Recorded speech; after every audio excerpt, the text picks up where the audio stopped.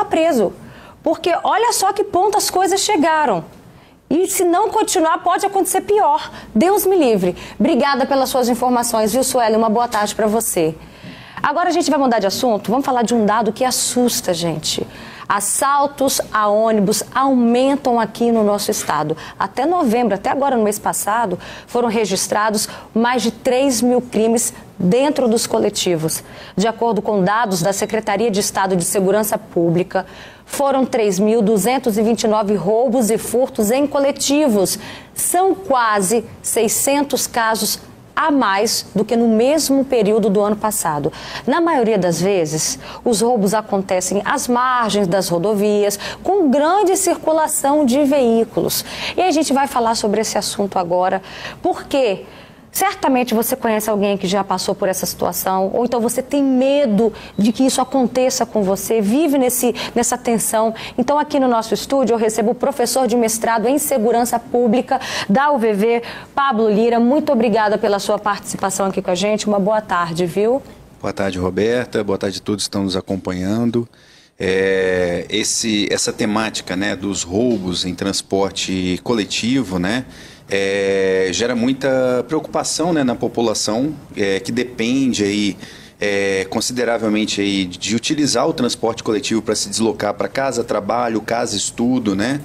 E pegando o recorte aí específico dos roubos em transporte coletivo, que aí é o uso da violência, né? A gente tem uma estatística aqui no estado que no ano de 2018 foram registrados aí mais de 2.500 crimes desse tipo, né? Então o cidadão está no transporte coletivo e tem ali um bem, né?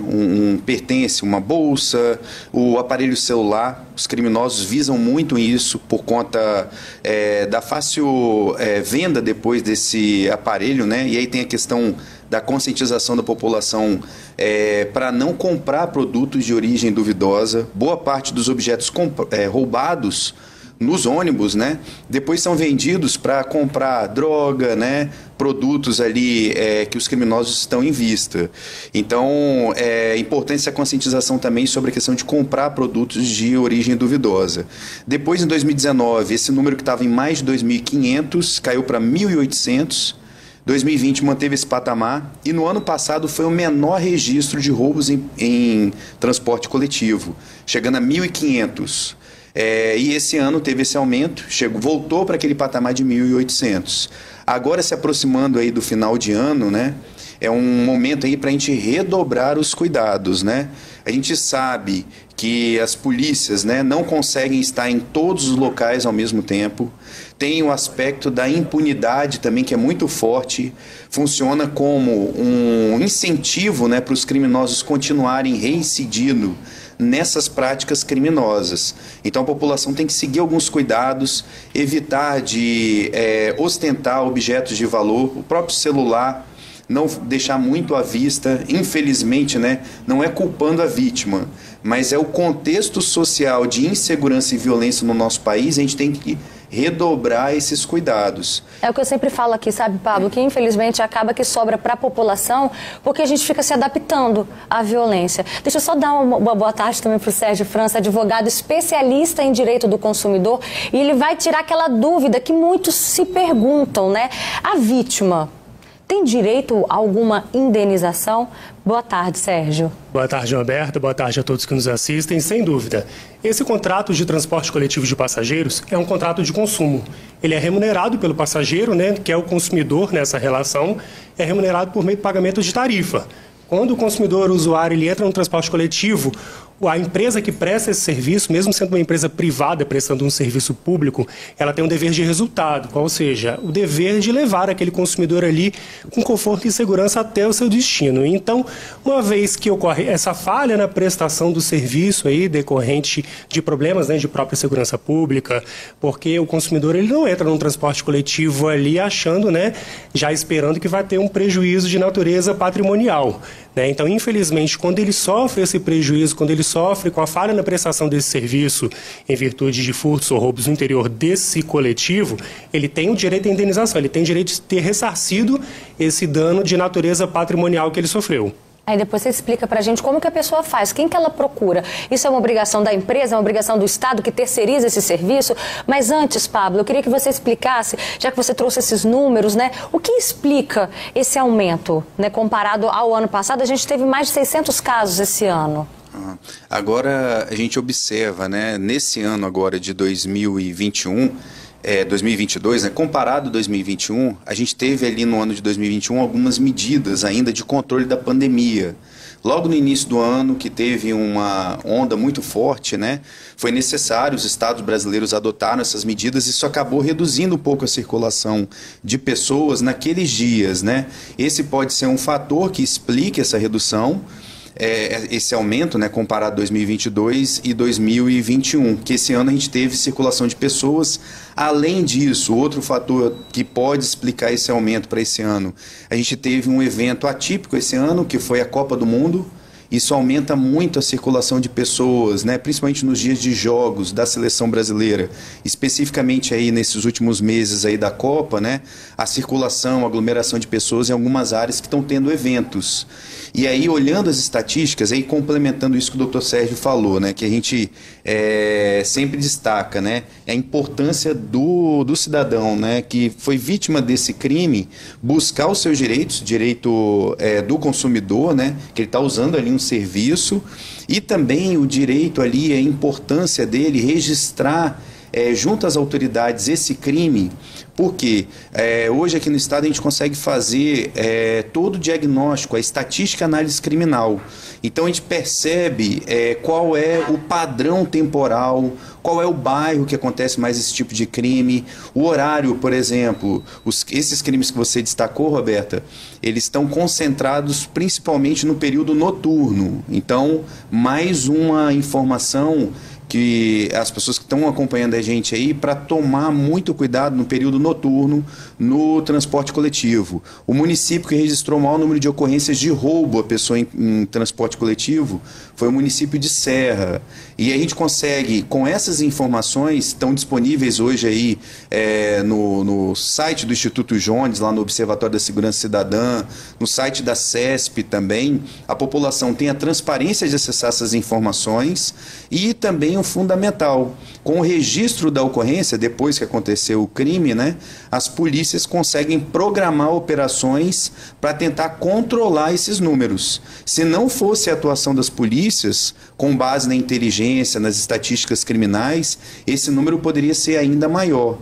E além do trabalho das polícias, esse trabalho de inteligência complementa o ciclo da segurança, o trabalho das guardas municipais, que podem posicionar patrulhas, né, nos pontos que mais tem esse tipo de crime, aonde os criminosos, né, abordam o maior número de vítimas e aonde que eles geralmente cometem os crimes. Na maioria das vezes são áreas mais isoladas dos centros urbanos, dos bairros maiores, né, próximos de rodovias, áreas que têm rotas de fuga para esses criminosos, né? Eles já atuam pensando aonde eles vão entrar no coletivo e aonde que eles vão sair para tentar fugir sem serem abordados pelas polícias. Isso que eu ia perguntar, o que se torna determinante para um criminoso quando ele entra num coletivo, mesmo estando cheio, eles não se inibem, mesmo tendo câmeras de segurança, eles não se inibem, e o que eles analisam naquele momento para falar assim, opa,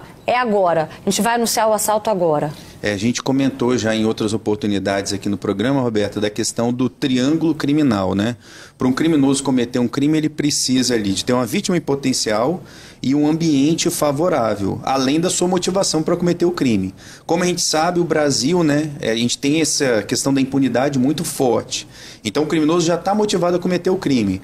Quando ele vê um transporte, né, um coletivo, passando em uma via pouco movimentada, onde ele não vê um ambiente ali com a vigilância necessária, né? Se ele não vê ali uma viatura policial ou da guarda municipal, se é uma rua com problema de iluminação, com terrenos baldios, ele já vai arquitetar a saída dele do transporte coletivo depois de cometer os roubos ali, né? São vários roubos cometidos em uma única ação, né? Eles conseguem no transporte coletivo levar vários celulares, relógio, carteira, bolsas, né?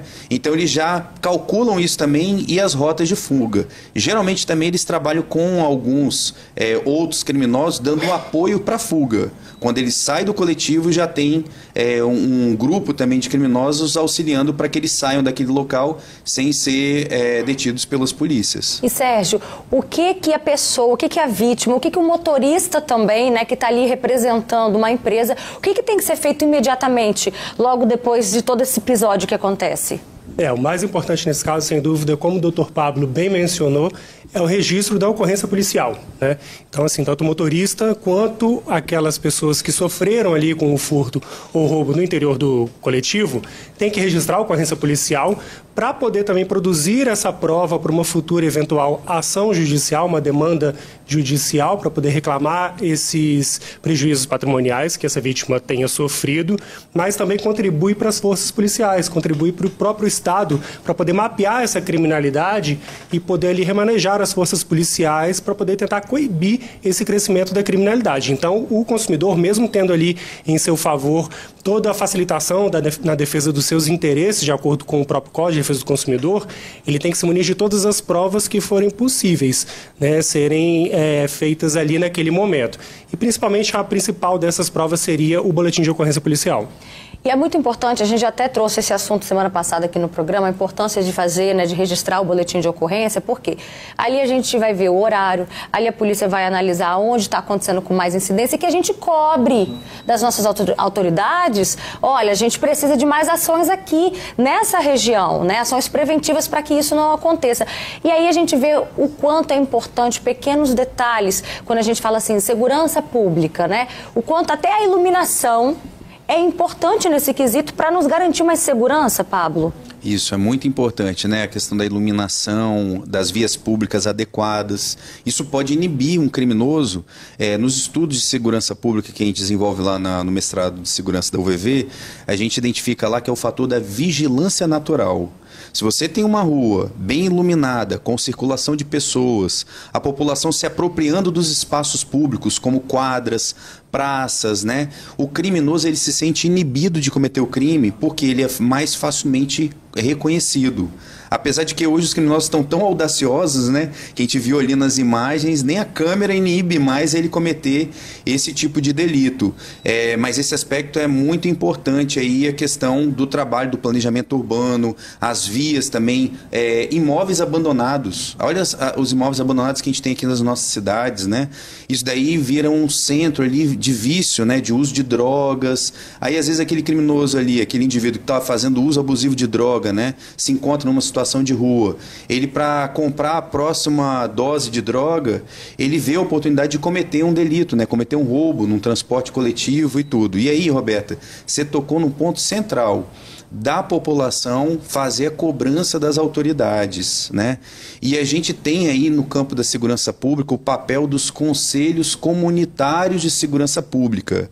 Aqui no estado a gente tem uma federação dos conselhos municipais de segurança pública.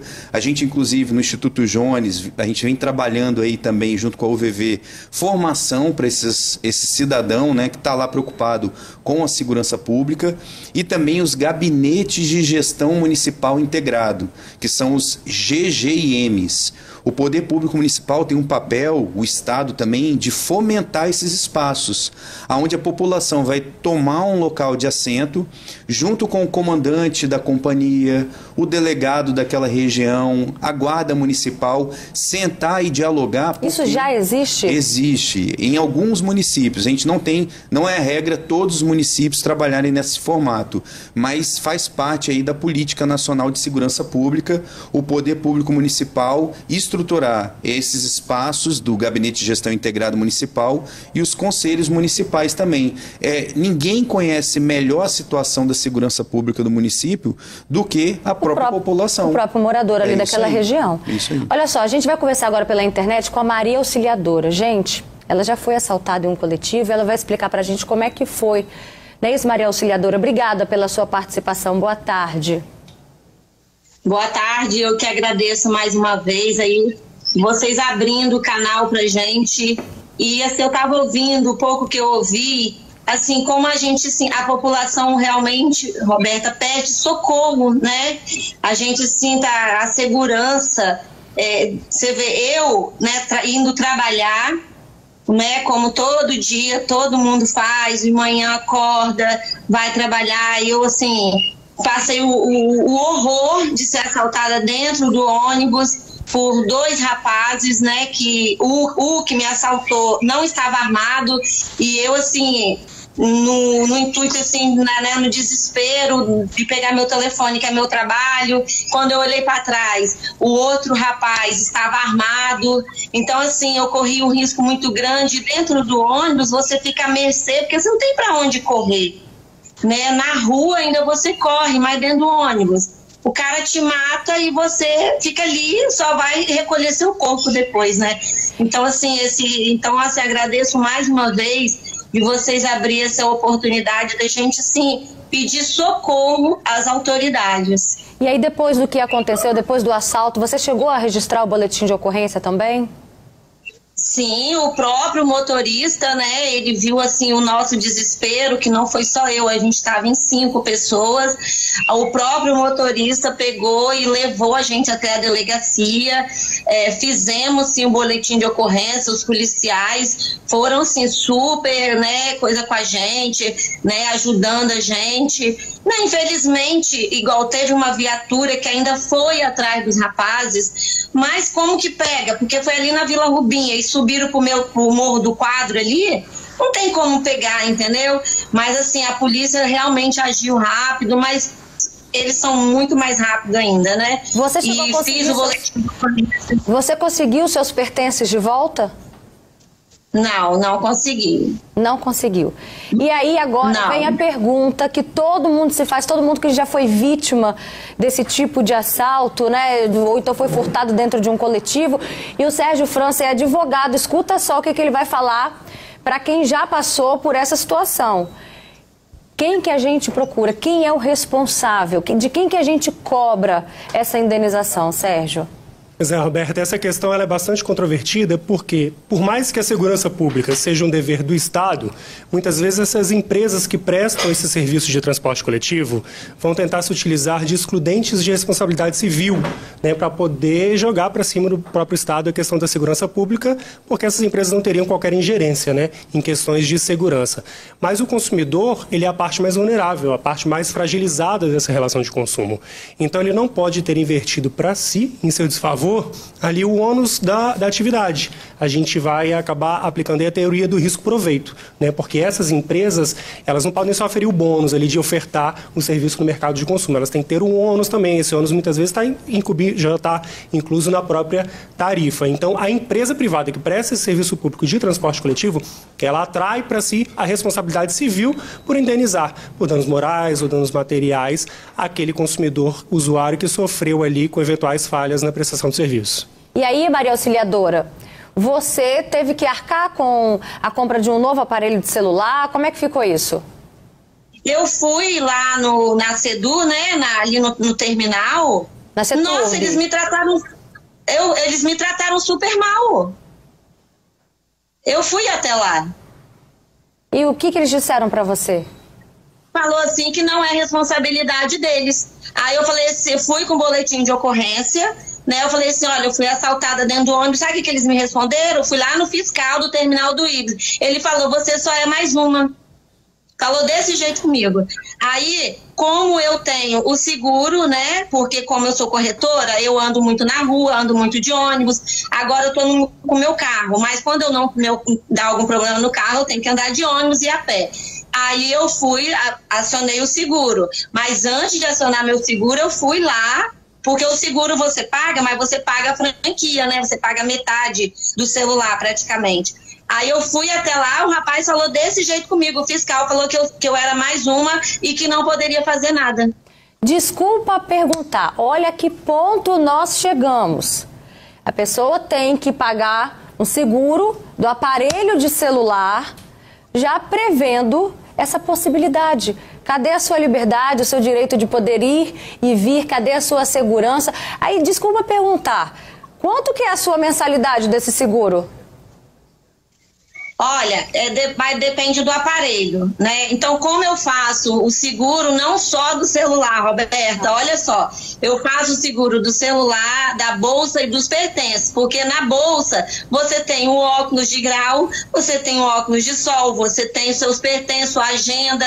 Então, aí o seguro cobre a bolsa se eles levarem a bolsa também. Isso tudo é medo de ser assaltada.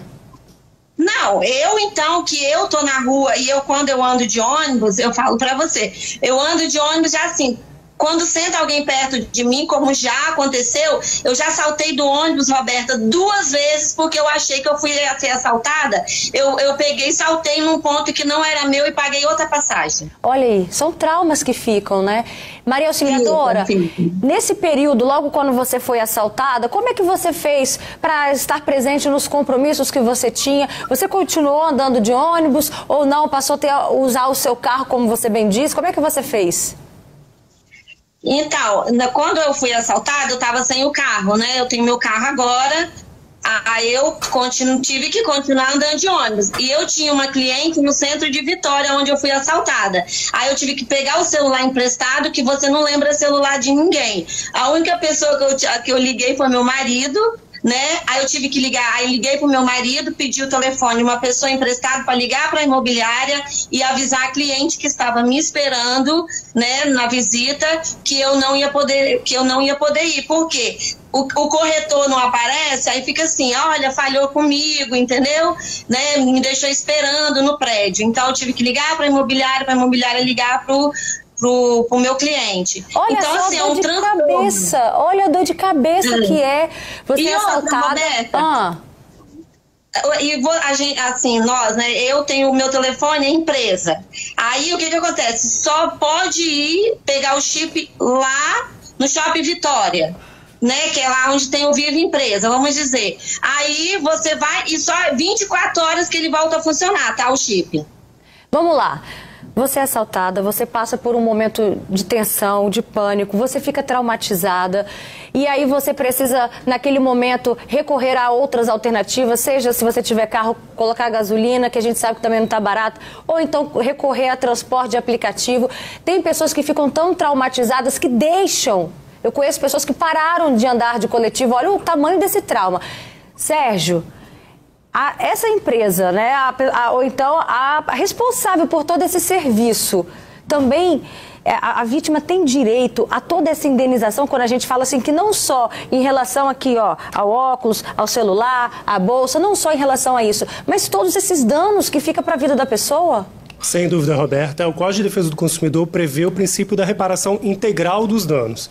Então, todo qualquer dano que o consumidor venha a sofrer em decorrência da falha na prestação desse serviço, nesse caso aí que o consumidor, o usuário, ele sofre por furtos e roubos no interior do transporte coletivo, ele tem que ser indenizado pela empresa por todos os danos que porventura venha a sofrer, sejam eles materiais, morais, lucros cessantes. Nós temos também o dano temporal, né, que é uma construção doutrinária até de um capixaba, né, em razão, como a própria telespectadora colocou, todo o tempo que ela demorou ali para tentar solucionar um problema de consumo que não foi causado pelo consumidor. Uma perda de venda, porque ela é corretora de imóveis, ela depende de uma venda para garantir o sustento da casa dela? Exatamente. Muitas vezes esse consumidor está carregando ali consigo um material ali que ele utiliza para trabalhar, né? Utiliza para empreender ali, no seu serviço, muitas vezes nem é dele, é do próprio trabalho, e ele vai sofrer todos esses danos aí decorrentes dessa falha na prestação do serviço, e vai ter que correr atrás depois administrativamente, né, para tentar ser ressarcido, como a própria telespectadora ali colocou, ela não conseguiu pela via administrativa, né, solucionar esse problema de consumo junto à empresa. Então, na maioria dos casos, infelizmente, o consumidor tem que se munir de todas as provas e procurar o poder judiciário para poder tentar ser indenizado e reaver esses danos que tenham sido causados. Pablo, para a gente encerrar, eu queria que você desse dicas para a gente. A gente vai entrar no ônibus, a gente vai sentar com a nossa bolsa, com o nosso celular, com fone de ouvido. O que a gente pode fazer para que a gente aumente a nossa própria segurança, né? Primeiramente, aí, sensibilizar, né, com o caso da Maria Auxiliadora, né, muitos outros que acontecem nesse sentido, e chama atenção ali o que ela falou, né, o fiscal, a desumanidade, né, total, e falta de consideração, né, pelo menos o bom atendimento, a orientação, né? Isso que o doutor Sérgio falou, dela juntar as provas e levar isso daí para reaver o seu direito, né? Isso daí é muito importante para prevenir. Ela, inclusive, ali falou, né, de um caso que ela viu uma pessoa em atitude suspeita, ela preferiu descer 2 pontos antes do que seguir a viagem, né? Então, essa questão da observação do ambiente, entrou uma pessoa suspeita no ônibus, né? Às vezes não vale a pena correr o risco. Se você conseguir descer do ônibus, sai do ônibus é melhor. Aciona uma autoridade, que pode ser que as pessoas que continuaram no ônibus vão estar em risco mais à frente. Então, na primeira oportunidade, acionar a polícia ou a guarda municipal, ligar para o CIODES 190, né? Vendo a pessoa também, evitando, se você não vê ninguém suspeito no ônibus, mesmo assim, evita de expor a bolsa aberta, onde uma pessoa pode cometer um crime de oportunidade, às vezes nem o roubo, mas o furto, que é subtrair a coisa alheia, né, sem uso de violência. A pessoa vê a bolsa aberta, um celular ali aparecendo, né, ele vai subtrair esse bem. Então, ficar muito atento em não ostentar bens de valores. Evitar o fone de ouvido também, porque às vezes quando a gente está ali ouvindo uma música, a gente fica distraído, sai daquele ambiente e não persegue, não vai perceber esse risco iminente. Então, evitando essa situação e também, se possível, né, acionar na primeira oportunidade, através do 190, as autoridades para que eles possam tentar prender esses indivíduos e reaver os bens, como ela falou ali, né? Tentaram, mas os criminosos evadiram do local e não conseguiram prender. Prendendo o indivíduo ali na hora, o criminoso, é mais fácil reaver o bem. Agora, se ele conseguir fugir do local do crime, é muito difícil reaver os bens, porque, infelizmente, a liquidez desses bens, tem pessoas que compram esses produtos roubados, né? Lembrando que receptação é crime. É crime. Certo. Obrigada pela participação de vocês, viu, Sérgio, viu também Pablo Lira, obrigada. Maria Auxiliadora, um abraço para você, eu espero que você consiga, né, já tenha conseguido tocar sua vida, viu? Um beijo. Eu que agradeço. Um beijo. Um abraço, tchau, um beijão. E olha só, sobre esse assunto, gente, a CETURB aqui do Espírito Santo informa que todos os veículos da frota do sistema Transcol possuem câmeras, tá? E quando há ocorrência de algum crime, as imagens ficam à disposição da polícia para ajudar nas investigações. A polícia pede que a população sempre denuncie crimes desse tipo para que possam ser traçadas as estratégias para aumentar a segurança nos coletivos. Já que tem câmera, você que foi vítima, vai lá, pede essas imagens.